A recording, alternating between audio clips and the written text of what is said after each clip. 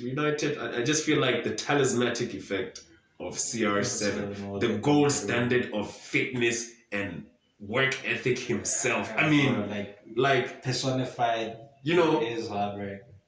I just feel like it'll have a catalyst effect.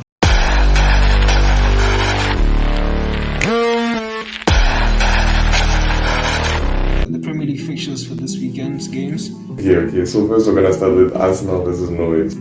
It's dark times, and I don't know. I really don't know. I honestly don't. Like, anything could happen. How can 19 and 20 play each other?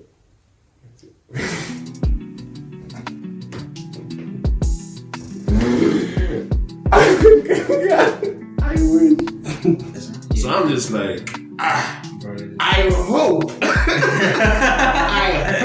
Arsenal 2-0. This one is going to be interesting, to be honest. The battle of the relegation Yes, teams, it's going to be interesting.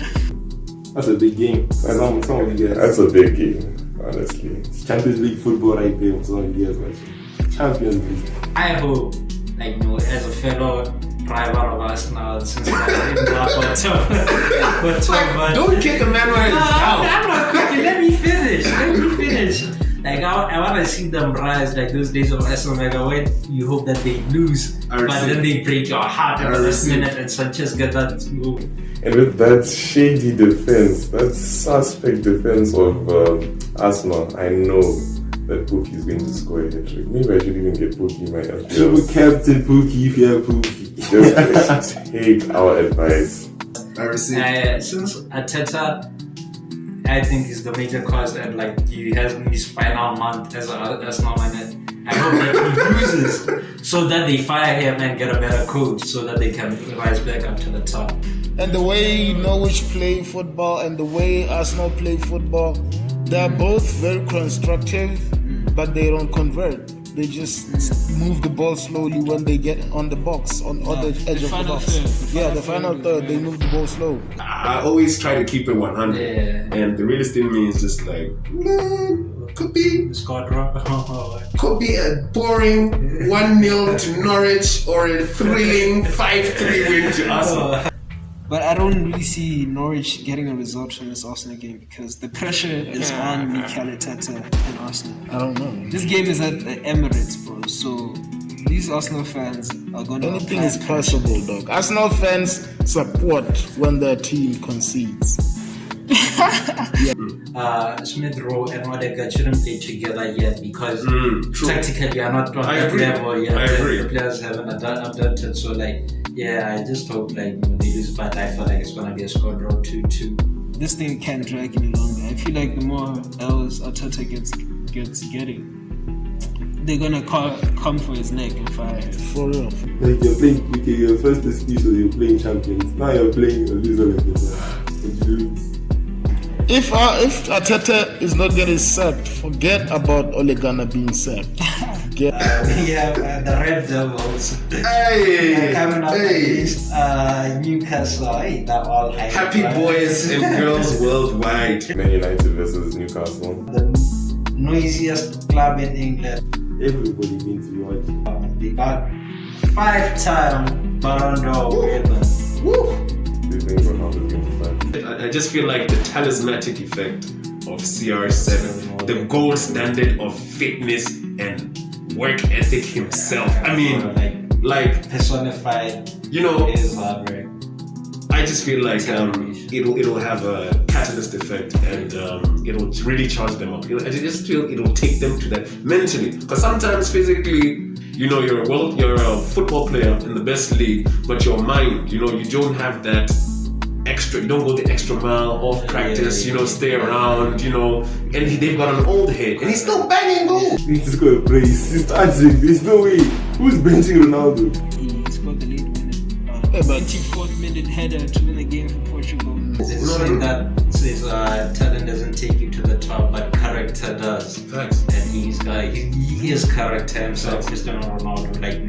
And after he left Madrid, you could tell that they are still the club they were, but they just don't have that fear factor that is instilled into oppositions. And this is what Newcastle will have to come up against it for full 90 minutes, coming up against one of the greatest players of your generation, like, going to have effect on you. So, Alright, that's enough praise, man. That's enough praise for y'all. let's go. Y'all praise yourselves enough anyway.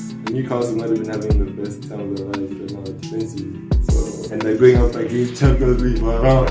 It's late. Varane in though is a game changer, I believe, for them. Because they've been. I didn't expect them to concede against Wolves. But they barely made it. They barely. Just by the whole of a needle. Wait, they clean sheeted Wolves, right? That's the Varane. That's when Varane came. That's Varane's first game. The game before that. Oh, it's Southampton. Come on. I did not see that. No, I did not see that coming. No, Vestager. So I see a United win. I see a United win and possibly a clean sheet. For sure.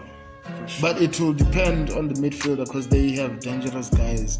Saint Maximin is a fucking devil. Come on, dog. That boy. One of the top dribblers in the Premier League. In the Premier League, dog. The next game, Leicester versus Man City. Rodgers versus Pep. Like, For sure. Seasoned coaches. Right. Well seasoned. Bound to be Salt and pepper and many spices. Touche, man. Touche. Like, we've got a banger. We've got a banger. Again, bro. Leicester, Jamie Vardy's been scoring goals as usual. Yeah. That's not gonna stop. Nashos are doing the goals. Madison is there, bro. Like, they have enough to compete with City. Didn't they beat them in the? They did. What's this thing? Community Shield. See, Leicester has been having poor performance after poor performance after poor performance. But watch them. Watch them come against City. Oh God. You'll see Vardy playing like Ronaldo. I don't know why, but whenever Vardy plays against City, he always pulls off a masterclass. And I hate it so much. Yeah, They did. City They beat in the City. Community Shield, where City looked lost without playing a proper number 9, which is another issue of how long can they survive or Without a number 9. without a number 9, because playing Ferran Torres works there in some games where teams sit back. They pass all the way into the net. Yeah, facts. And I think they're looking strong as well. City have this tendency of getting into this wild run or winning streak. Yeah, so they need to be stopped before we lose any more time. You see. So they need, if they win this coming fixture, it's gonna be a problem for us to stop Manchester City. But who do you think is going to win the match? City. 2-0. I think Leicester is going to win. Leicester is good offensively, but that's only one guy that actually wants to score. That's Vardy. Barnes is the worst he hasn't coming out season. He's quiet. Madison, we don't even know who he is right now. How Brighton's even scoring goals before Madison and Barnes. They were supposed to be benched. But Leicester always turns up against City. Do you remember when they won that sneaky title? Yeah. And that title they won because there was chaos in other teams. Other teams were also going through a hodgepodge. and it was like, I call it the opportunistic title, right? And I still look at them in those eyes. I'm really sad for Iheanacho and Daka. I think Fofana is injured. I'm not sure about Fofana's Madison. injured, then they got Vestergaard. The way they finished the season last season, he was prolific. Single-handedly, was he almost led them. He was lead. I thought it was automatic. Put Mans next to Vardy and let them do the thing. It's done. Yeah, I remember even Vardy got injured for a couple of those games and still delivered. And he put the City on his back. He put Leicester on his back. I was like, shut up, my brother. Shout out to him, bro. This is a Vardy party on nothing. Regardless. We got this Super Sunday fixture, the only game. It's gonna be a tactical one. Leeds versus Liverpool. At Leeds. Ellen Road. I feel like, with no disrespect to Liverpool, I feel like since Salah's prime season, there has been a very slight dip in the ruthlessness and danger, and just like, it's just been a small dip. And I just felt like, personally, that the way you guys were playing when Salah came, it was an unsustainable level of competition. Like, you guys were playing, I just feel like you guys were playing so not to say that these players are world class, they're not. It's just playing at such a high level. Ruthless. The Champions League comeback. It's like it is just such a historic level, and I think that takes a toll out of you. Liverpool is going to have a simple fixture. Hopefully they do it. You know, I need that for my keeper.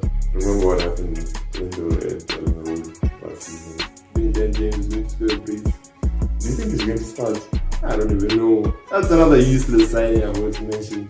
You have Harrison, Helder Costa on bench. You have Rafinha. And Rafinha. You're buying another pace merchant, but this pace merchant has been finishing all. We really need Jota because, Firmino, the club has to start playing favors. I feel like, I feel like 2-1, but as a Liverpool fan, I'm gonna go with 2-0. Apparently, club teams burn out.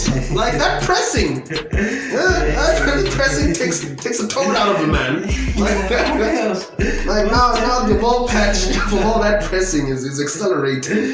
You know what I mean? It takes a toll. Takes a toll. Alright, so the next match we're going to talk about is Chelsea versus Aston Villa. Woof. Chelsea defense gold standard. I believe Chelsea's Stamford Bridge. Edward Mendy. Bro. They brought Christensen back. They resuscitated Christensen. He's back again. Rudiger. Like these guys, man. These guys are tough to score against. Which is a great indicator of a championship winning team. Yeah. That Can mindset. defend. That mindset of defending as a unit is needed. You know, that mindset and that discipline is just top notch. Chelsea are just on another level. They haven't conceded from open play yet. They've entered that realm where, in my opinion, they are my favorites to win. My expectations. I've been saying that as well. My expectations for them are very high. Are very high. Yeah. So it's only up to the players and the coach to live up to those expectations. But I think they actually can live up to those expectations because it looks like Tuchel is the kind of man who has the answer for everything when it comes to coaching. And tactically and man management. Man management, the way he makes his subs. No, true. It is. It's a fun club.